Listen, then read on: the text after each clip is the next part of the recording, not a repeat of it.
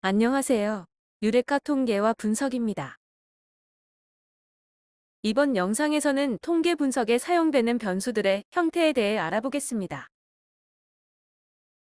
통계 분석에서는 사용된 자료의 형태에 따라 사용할 수 있는 통계 분석 방법이 달라지게 됩니다. 따라서 반드시 사용해야 하는 분석이 있다면 해당 분석을 할 수 있는 변수의 형태로 자료를 수집해야 합니다. 자료는 질적 자료와 양적 자료 두 가지의 형태를 가지게 됩니다. 먼저 질적 자료는 보기의 숫자보다 연고자가 부여한 속성이 중요한 자료를 이야기합니다.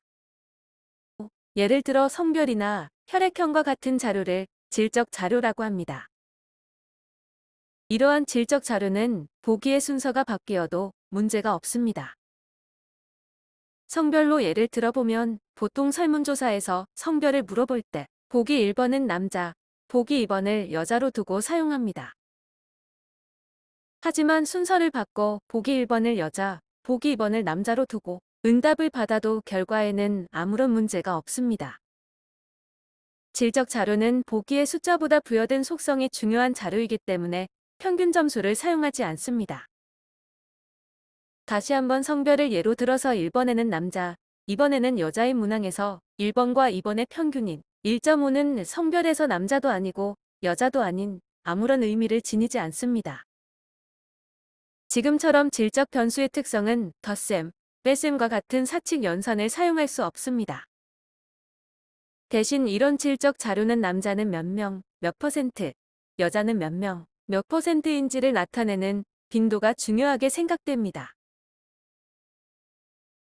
반대로 양적 자료는 숫자 자체가 중요한 의미를 가지는 변수를 이야기합니다. 예를 들어 시험 성적, 키, 몸무게와 같은 자료를 양적 자료라고 합니다. 이러한 양적 변수는 연속되는 숫자에 대한 값이기 때문에 빈도와 백분율을 보지 않습니다. 양적 자료는 가지고 있는 숫자가 중요한 의미를 가지기 때문에 우리 반 시험 성적의 평균, 20대 남성의 평균 키와 같이 평균과 표준 편차 등 기술 통계량이 중요하게 생각됩니다.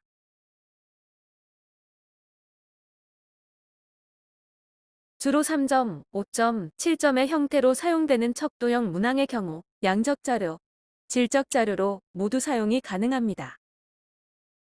특히 척도형 문항은 만족도 문항으로 대부분 사용되기 때문에 만족도 문항을 예로 들어보도록 하겠습니다.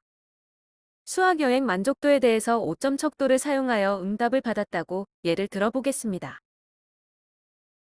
매우 만족한다, 만족한다와 같은 보기들을 질적 변수로 생각하고 매우 만족한다는 20명, 40%, 만족한다는 25명, 50%와 같은 형태로 분석을 진행할 수 있습니다. 반대로 전혀 만족하지 않는다를 1점부터 매우 만족한다를 5점으로 두고 수학여행 만족도 점수의 평균은 4.32점이다. 같이 양적 변수로도 사용할 수 있습니다. 척도형 문항의 경우 지금처럼 양적, 질적 변수로 모두 사용 가능하기 때문에 대부분의 통계 분석 방법을 사용할 수 있습니다.